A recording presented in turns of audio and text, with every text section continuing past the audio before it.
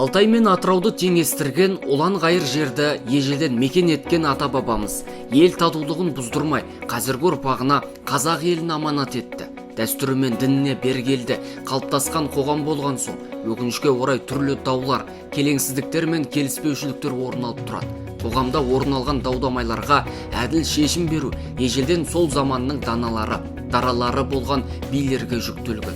Ел арасында татуласу келісімі жылдар сүзгісінен өтіп, мәнділігін жоймай, тәуелсіз Қазақстанның 2016 жылғы жаңадан қабылданған азаматтық процестік кодексте өз орнын айқындай отырып енгізілді. Медиация рәсімі кезінде дауға қатысатын тараптар медиатордың тәжірибесі мен біліміне сүйене отырып, дербес өзара қолайлы шешімге келеді. Даулы мәселенің шешілуі тараптардың еркіне байланысты.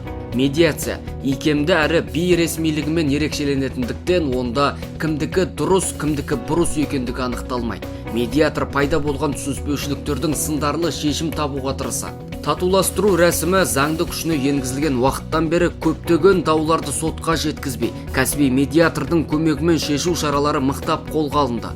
Сол себепті бұл жүйенің тиімділігін халық арасында кеңінен насихаттау жағын күшейту жұмыстары жүргізілуде.